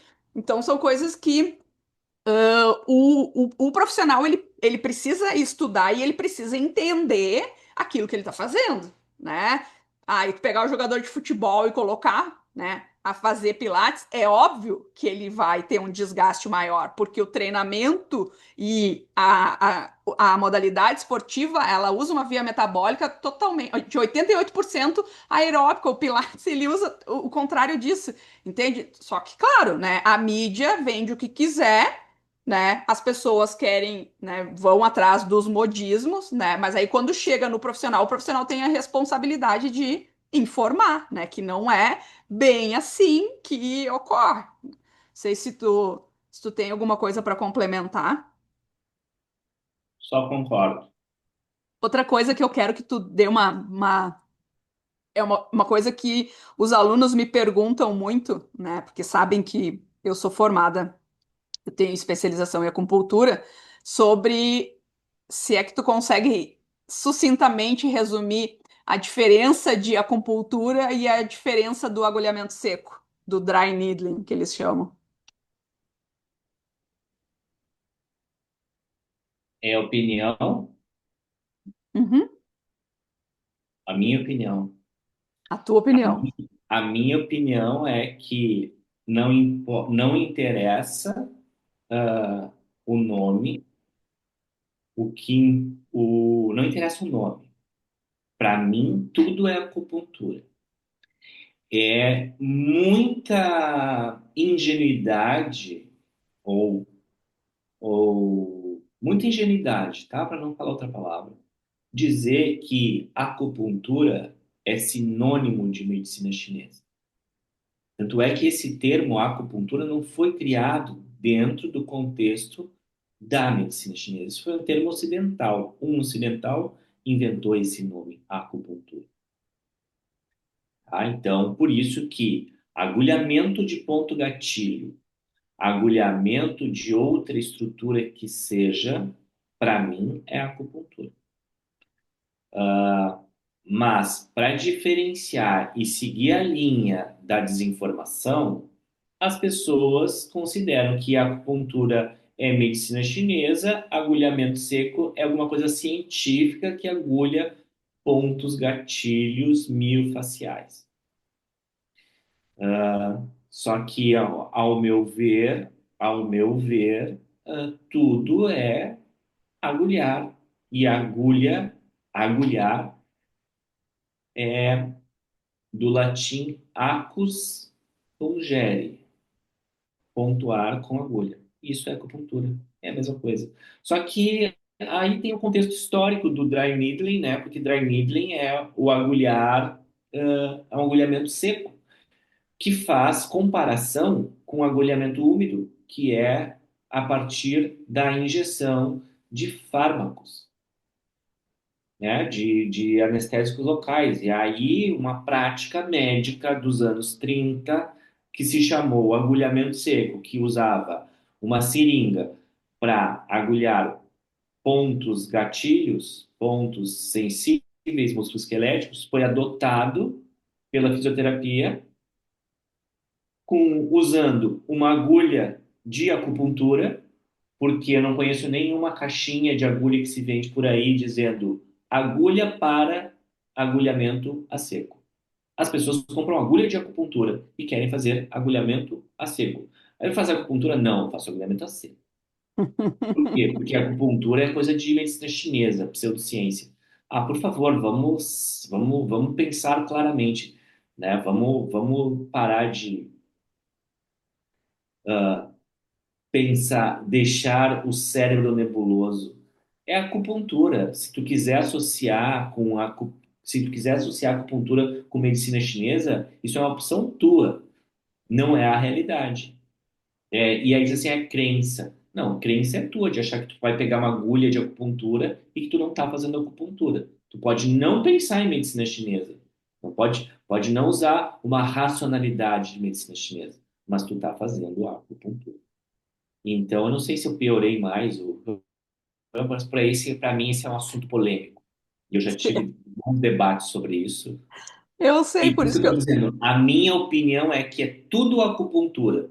Se tu quer pensar em medicina chinesa, pense em medicina chinesa. Se tu quiser pensar em ponto gatilho, pense em ponto gatilho. Que, inclusive, é um outro assunto controverso. Se é que realmente existe ponto gatilho. Se é que realmente existe ponto de acupuntura. Então, Agora, agora eu te pergunto, numa dor lombar crônica, o doutor Rafael, ele usa, ele usa a acupuntura, né, só no ponto gatilho ou ele utiliza os princípios da medicina tradicional chinesa? aí, primeiro tem que me dizer quais princípios de medicina chinesa. Porque o princípio de medicina chinesa vai incluir avaliação, diagnósticos específicos da medicina chinesa. Isso eu penso Isso, como princípio de medicina chinesa. Não, na minha prática eu uso na maioria das vezes uma racionalidade integrada e na racionalidade integrada não entra princípios de medicina chinesa. Nessa racionalidade, princípios de medicina chinesa, diagnóstico de medicina chinesa, porque daí é um assunto extremamente amplo para considerar a avaliação da medicina chinesa em específico, porque a dor lombar dentro da medicina chinesa inclui princípios que muitas vezes não dialogam com a fisioterapia convencional. Então, eu tenho que considerar que a dor lombar pode ter o aspecto de disfunção específica musculoesquelética, mas se eu puxar para dentro da medicina chinesa, eu vou pensar, esse paciente vai ter uma deficiência do rim, que é princípio de medicina chinesa. Para eu considerar que esse paciente tem uma deficiência de rim, que é o rim, ele está localizado na lombar, eu tenho que avaliar outros aspectos para considerar que ele tenha essa situação. E muitas vezes a avaliação da medicina chinesa é muito, mas muito mais complexa do que a avaliação convencional musculoesquelética. Então, ah, se eu sem vou usar dúvida. alguma coisa da medicina, se eu vou usar alguma coisa da medicina chinesa, é localização de ponto, indicação de ponto. E aí volta aquela situação. Ponto. O que de ponto daí vai usar ponto local, ponto adjacente, ponto distal para uma situação que eu estou vendo naquele paciente. Não vou fazer toda uma avaliação, até porque, né, do meu ponto de vista, não se faz medicina chinesa, como ela é feita na China, no Brasil. Porque a Ah, medicina não. chinesa é extremamente ampla e complexa, envolve a fitoterapia, envolve outras abordagens terapêuticas. Então, a gente dá uma, a gente dá uma, dentro do Brasil, eu acho que a gente dá uma pincelada na superfície do que realmente é a medicina chinesa. Para fazer medicina chinesa, só médico de medicina chinesa. Aí sim, essa pessoa foi treinada na medicina chinesa, ela conhece profundamente a complexidade da medicina chinesa e a gente consegue arranhar. Eu não conheço ninguém.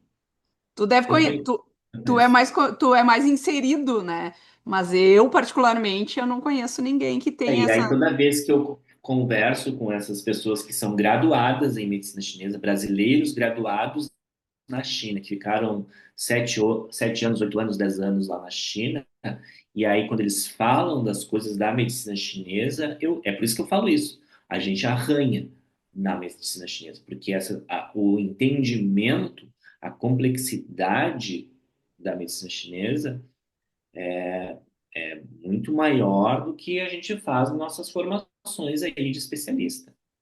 É Ah, com muito maior. certeza.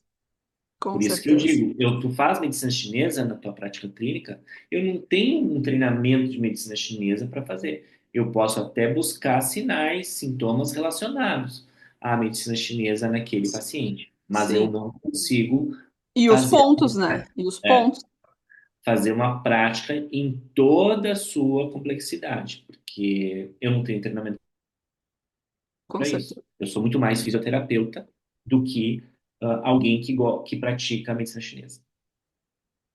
Por isso que eu faço isso. Por isso que eu faço dessa forma. Eu tenho esse discurso que eu apresentei aqui. É. Eu tinha dúvidas sobre o teu posicionamento, por isso que eu trouxe essa questão para gente, Nos para botar gente. na sinuca, né? Gente, para chegar um momento, né, de da gente se aproximar do fim, eu trouxe uma outra revisão sistemática que fala sobre a reabilitação, né, o efeito dos exercícios em pacientes com processos, doenças degenerativas do disco lombar, tá? E aí, o que esse artigo ele trouxe para nós? Né? Quais foram as intervenções que tiveram uma resposta positiva? A fisioterapia aquática, né, o termo mais atual, e aí eu trouxe a hidroterapia, que era o que estava no artigo. O treinamento de estabilidade do core, né? E aí quando eu li, eu pensei, bah, isso me remete a uma infinidade de terapia através do exercício. O Pilates, que não deixa de ser né, de envolver um treinamento de estabilidade do core, só que dentro do método Pilates, o core é o powerhouse. Os exercícios aquáticos mais, né, intercalados com a acupuntura, eles também apresentaram respostas bem positivas e todas essas intervenções, qual foi, né, o desfecho? Teve diminuição de dor e melhoraram a funcionalidade. Não é a proposta, né, do nosso encontro hoje, a questão da fisioterapia aquática, mas a gente tem diversos fatores que fazem com que o paciente ele se beneficie do meio líquido, né? Principalmente em relação à funcionalidade, claro que a dor também, mas em função da funcionalidade, em função da sobrecarga, diminuição da sobrecarga articular, né? A questão do peso aparente, a questão da força do empuxo auxiliando o movimento, enfim, né? Não é objetivo, mas são situações, né, que têm uma resposta positiva, tanto função quanto dor, né? Nos nos exercícios em geral, porque a hidroterapia é o exercício, né, durante a imersão, os treinamentos de pilates no solo ou treinamento de core, E a associação da acupuntura e dos exercícios aquáticos, né? Então, dentro desse estudo aí, dentro dessa revisão sistemática, nós observamos assim que, claro, que eu peguei tópicos, né, para a gente desmembrar cada artigo desses, a gente precisaria de um tempo maior, nós já estouramos, né, o nosso tempo, o Fernando já deve estar bem furioso comigo, mas, né, como é dia de festividade, né, eu e o Rafael estamos comemorando 22 anos, ele vai me dar esse presente e vai segurar até o final aí. Já estamos nos aproximando. Então, são coisas assim que a gente necessitaria de um tempo maior para aprofundar mais todas essas questões, né? Como que cada estudo, né, foi feito, né? Qual foi o desfecho, quais foram os instrumentos que foram utilizados, né? Enfim, mas são coisas que desde o início até esse momento, a questão, né, que ela é sublime é que o exercício físico ele não pode ficar de fora, né, da intervenção dentro do paciente com dor lombar. Aqui, né, eu deixei para o final uma revista que tem um qualis bem importante, um fator de impacto, né, que falava, no início eu falei para vocês que as próprias diretrizes elas se contradizem, né, e eu trouxe pontos, né, que ambas as diversas diretrizes que nós temos em relação à dor lombar, elas apoiam, que é a questão da educação do paciente, do autogerenciamento. Isso é uma coisa que o Rafael trouxe, né, a pessoa ter adesão a alguma atividade física, mas principalmente a pessoa entender que ela precisa identificar quais são os fatores que geram a exacerbação de um quadro doloroso, né? E tentar se manter afastada dessas questões. E aí a questão do controle do estresse, o sono, os cuidados, né, durante as posturas estáticas, principalmente, se trabalha durante longos períodos sentados. A questão de manter o exercício físico, e aí a gente, né, vem quais são os exercícios que as diretrizes elas apoiam, os exercícios resistidos, o Tai Chi, eles destacaram o exercício aeróbico. Então, de novo, né, gente? Lá quando eu falei da intensidade do exercício, né, moderado, para o exercício aeróbico associado ao exercício resistido, né, a questão da multimodalidade. Então, é importante a gente, né, não adianta só o aeróbico, não adianta só o resistido, a gente, né, o aeróbico, o anaeróbico, a gente precisa associar, né? O que as diretrizes elas não apoiam, né? Segundo essa revisão sistemática. E aí eu estou trazendo dados, né, das revisões. Os tratamentos invasivos não são indicados. A eletroterapia, eles não especificam qual, né? Os dispositivos auxiliares, o colete, né? A gente tem a dor lombar como a primeira causa de incapacidade e a gente tem a dor cervical, a cefaleia como a segunda, né? Essa semana mesmo uma paciente, será que não é bom eu colocar um colete? A mulher chegou no consultório para eu atender ela não tinha nada de movimento articular e nem movimento osteocinemático, nem intra, nem ósteo da cervical. Aí a gente conseguiu, né? Ela tá com um movimento preservado, a gente conseguiu restabelecer o movimento. O quadro doloroso ele ainda persiste, não tão intenso, mas ainda persiste. Ela me veio com essas ideias, né, mirabolantes da internet. Será que não era bom colocar um colete cervical? Daí eu disse assim: a senhora vai perder tudo aquilo que a gente ganhou em 7 sessões, né? A senhora vai perder se a senhora colocar um colete cervical. A senhora aumenta a dor quando movimenta? Não, não aumenta, então não tem por que colocar um colete cervical, né? Enfim, então são coisas que as diretrizes não apoiam. E tem muita controvérsia em relação à questão dos fármacos, né? Algumas diretrizes apoiam, outras não apoiam, e aí a gente tem classes de fármacos diferentes, né? A gente tem os relaxantes musculares, a gente tem os anti-inflamatórios não esteroides, a gente tem os opioides mais potentes. Então, assim, existe dentro das próprias orientações que o profissional tem, existe controvérsia. O importante é que a gente consiga, né, utilizar essas ferramentas, essas informações e transferir isso para o atendimento do nosso paciente. E, gente, eu confesso para vocês que durante essa trajetória, a gente, tanto o Rafael quanto eu, nós tivemos, né, alguns deslizes, a gente apostou em coisas que hoje a gente sabe que a resposta ela não é positiva, né? Então, assim, mas que hoje a gente tem um conhecimento gigante sobre essa questão, né, de dor crônica, né, e eu especificamente em relação às disfunções da coluna vertebral, em relação aos tipos de exercícios que são mais indicados, né, o curso, né, de Pilates do Vigor, ele não é um curso, né, nem o curso que a gente vai fazer agora, dia 30 que é só sobre essas disfunções e quais são os melhores exercícios, nem a formação do método. Eu, né, estudei toda a literatura, vi quais são os exercícios que têm uma resposta positiva, quais são os exercícios que não apresentam uma resposta positiva, né? E agora falando do método Pilates, como eu disse para vocês, existem outros métodos, mas ele traz aquilo que é certeiro, que vocês aplicando, vocês vão ter a resposta, porque esse período que eu percorri, né, de errar e acertar, vocês, né, já tem ele entregue de uma forma bem específica. E quem fez o curso sabe que eu não dei todos aqueles 1.000 exercícios de de Pilates, os exercícios foram focados no método, mas daqueles exercícios que têm uma resposta boa, segundo a literatura científica.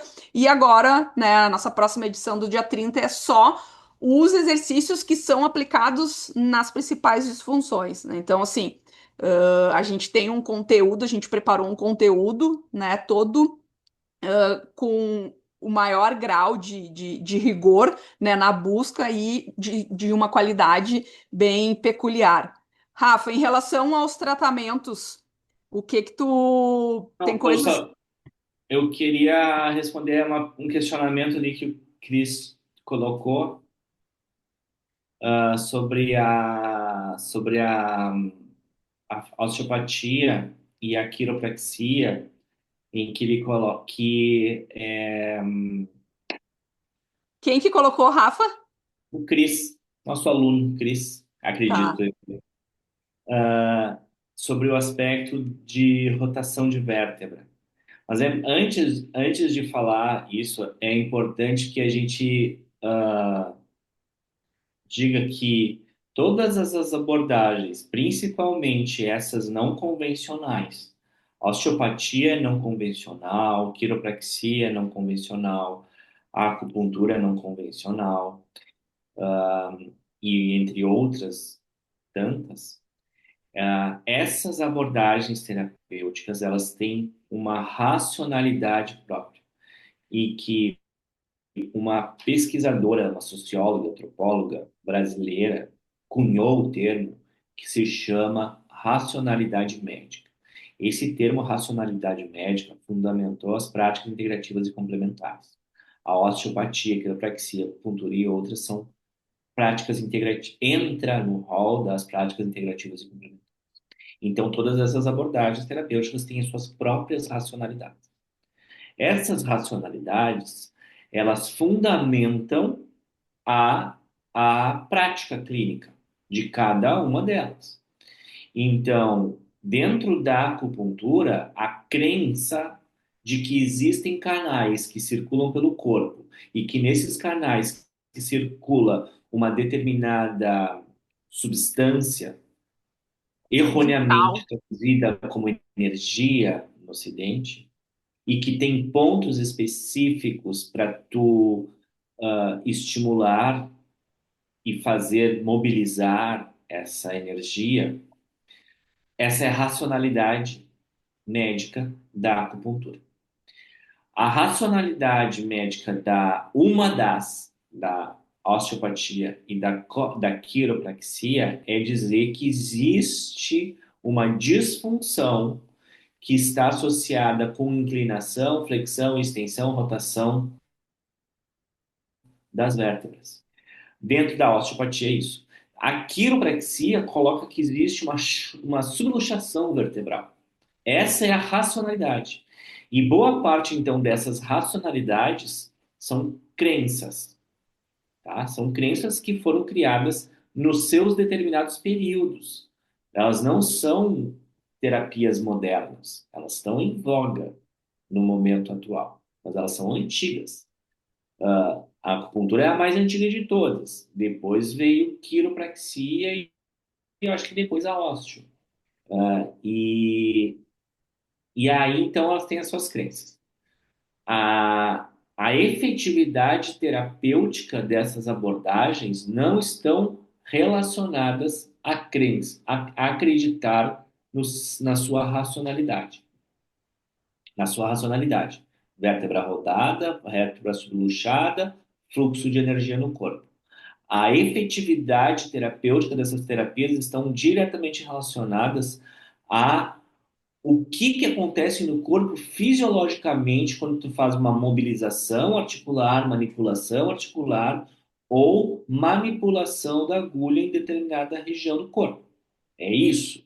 Então, não funciona porque tu fez a energia girar, não funciona porque tu desrodou a vértebra, não funciona porque tu tirou da luxação vertebral.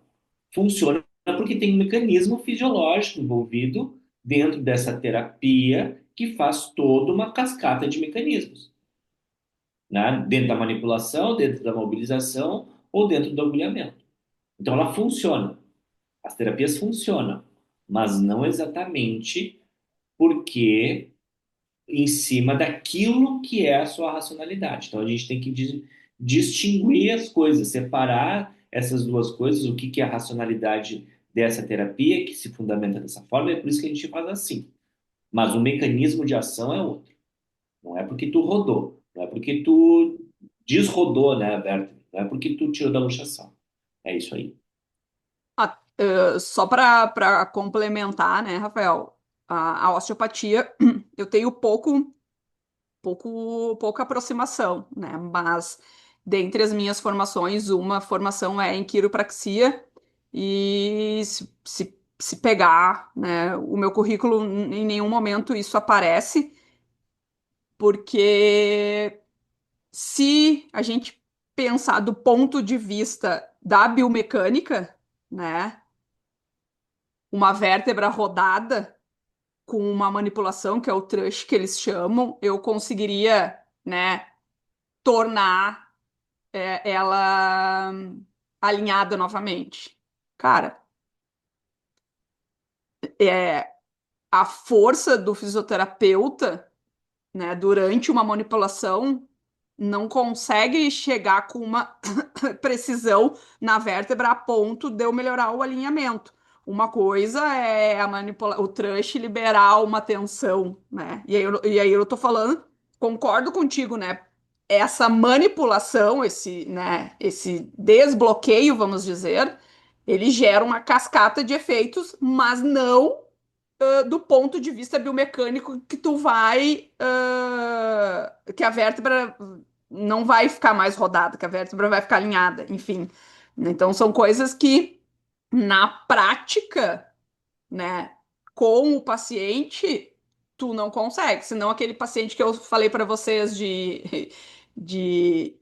com a escoliose, eu faria as manipulações e ia deixar a coluna alinhada dele e, né, ele estaria curado. E a gente sabe que isso não funciona dessa forma. Então eu vejo mais do ponto de vista de uma cascata, mas mais relacionada com a parte psicossomática do paciente do que um efeito uh, estrutural, um efeito, né, de posicionamento vertebral, né? Minha opinião, né, com base na formação que eu fiz e que eu não aplico.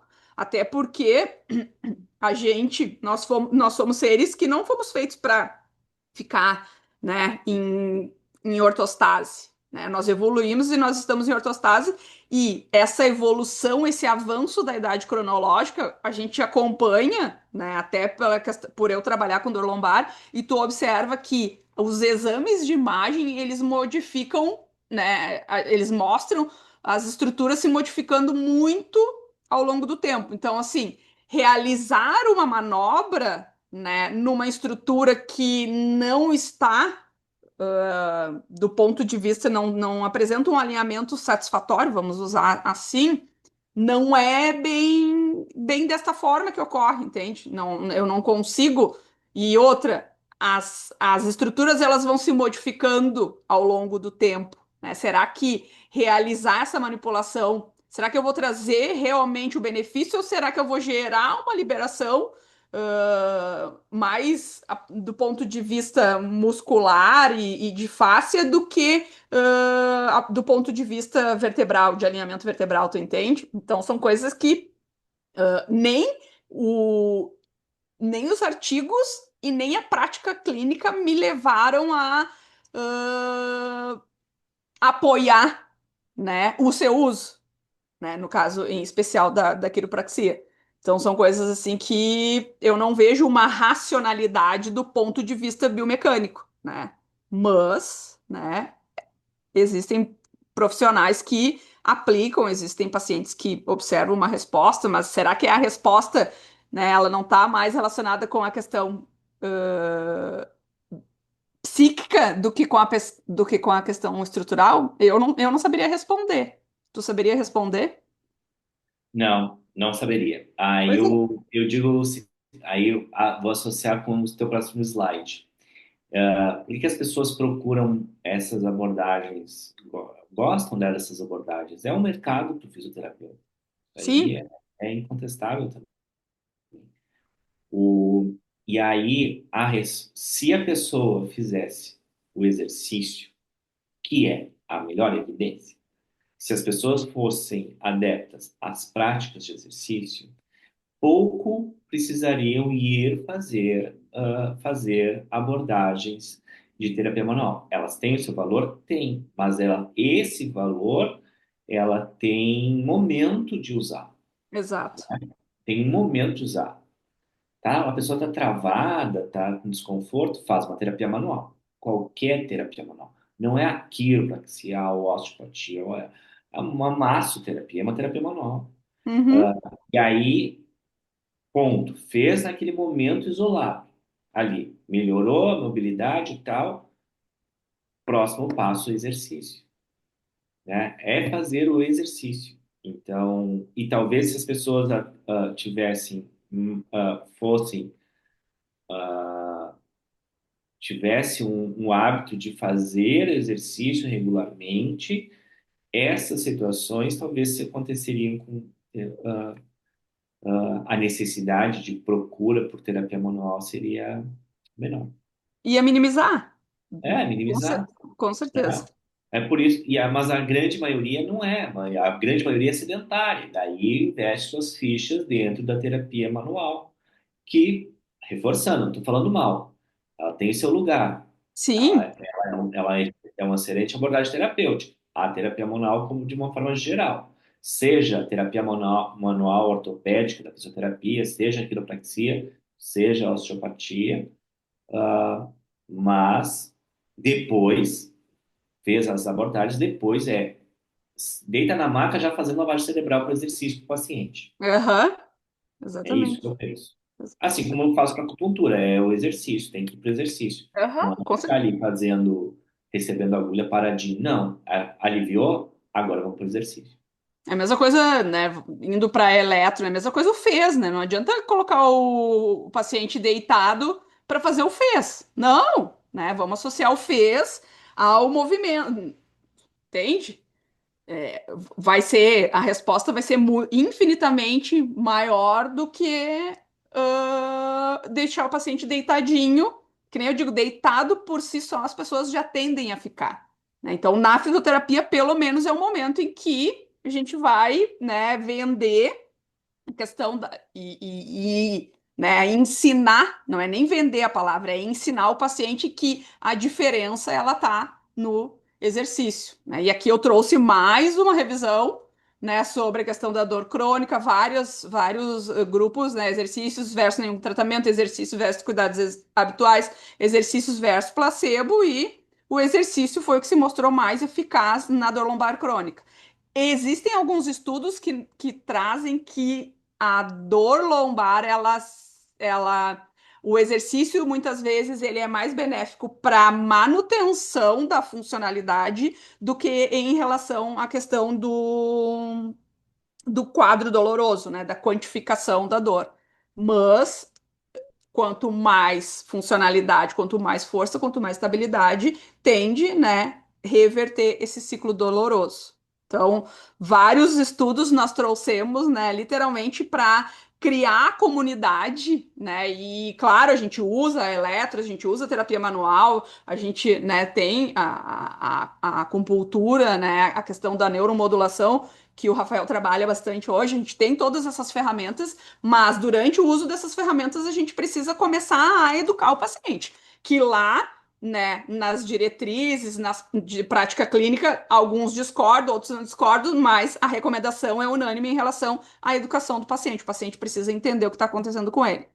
Gente, a parte de vis, né, dos slides, a gente finalizou, né?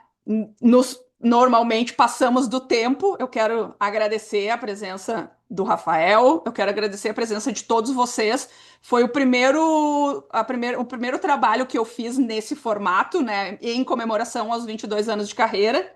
E essa frase é uma frase que eu gostaria que vocês dissipassem aí nas redes sociais de vocês, que vocês compartilhassem, né? Lá atrás, nos primórdios, que eu disse, quando o meu Facebook foi criado, nem foi por mim, eu coloquei essa frase, né? Logo no início de carreira. Não, já tinha um trecho. Mas enfim, quando criaram o meu Facebook, né? Que eu acredito em uma fisioterapia de qualidade, né? E eu quero convidar vocês para acreditarem também e para vocês fazerem diferença dentro, né? Lá, já começando na graduação ou, né?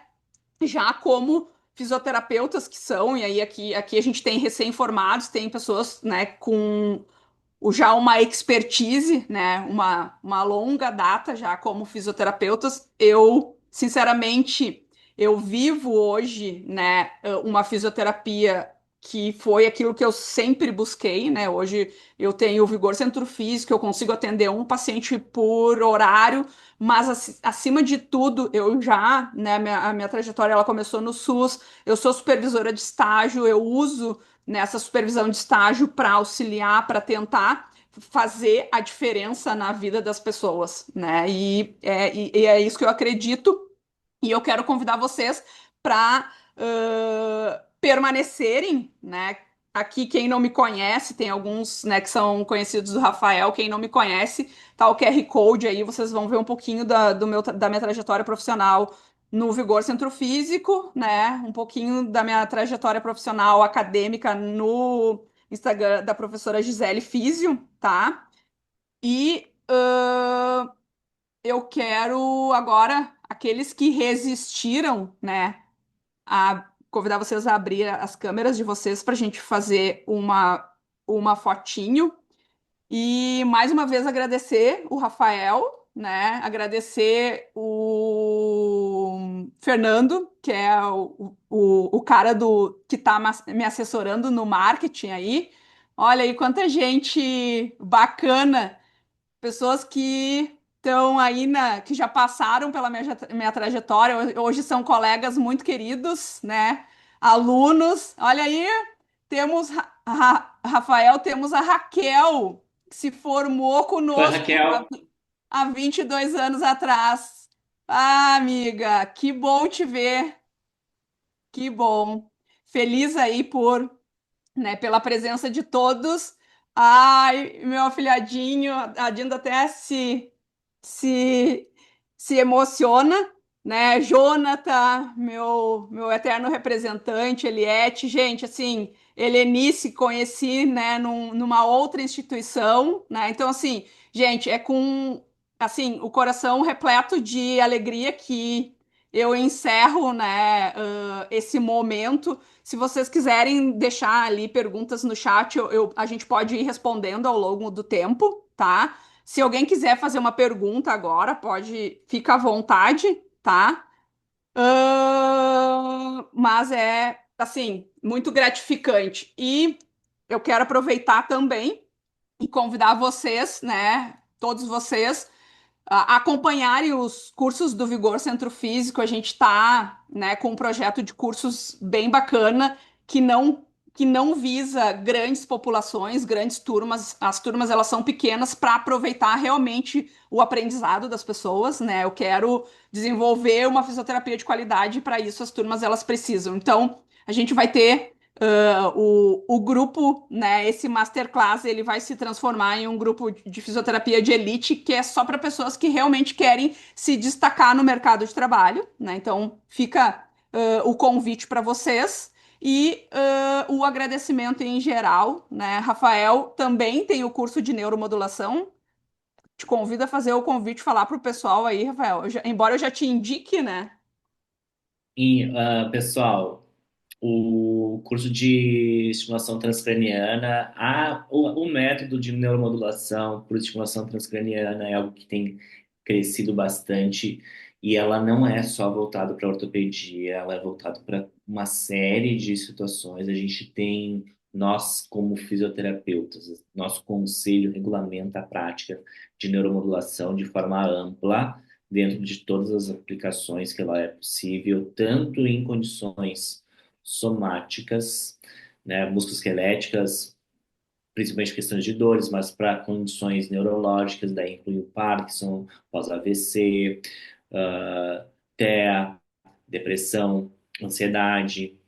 Então, é uma das áreas da fisioterapia, é uma das áreas que não é exclusiva da fisioterapia, mas é uma das áreas que mais tem pesquisa atualmente, com grupos de pesquisa, referências internacionais, que brasileiros como referências internacionais na pesquisa e desenvolvimento da neuromodulação. E que auxilia bastante na reabilitação do pessoal, onde tu pode fazer a neuromodulação enquanto faz o exercício. Então, é um convite para vocês. E a gente estou junto com a Nemo, que é uma proprietária de a Nemo é uma clínica, né? Junto com elas a gente realiza o curso. Certo, gente. Então, mais uma vez, Paula também, tive que quase, né, mandei 15 mensagens que eu esperava, né, a presença dela. Fazia tempo que eu não a via. Gente, então assim, mais uma vez, tá? Agradeço a participação de todos.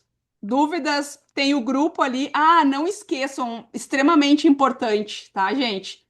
Se vocês puderem, o Fernando deve estar colocando lá no grupo do WhatsApp uma pesquisa de satisfação. Se vocês puderem preencher a pesquisa e realmente colocar pontos positivos e pontos negativos, aqueles que a gente poderia aperfeiçoar, vai ser bem importante aí para a gente dar continuidade no trabalho e cada vez entregar algo de melhor qualidade para vocês. Tá bom? Um beijo, então. Muito obrigado mais uma vez. Valeu, Rafa, Raquel. Valeu! Valeu, gente. Um abração. Obrigado por tudo, tá? Beijo. Fui.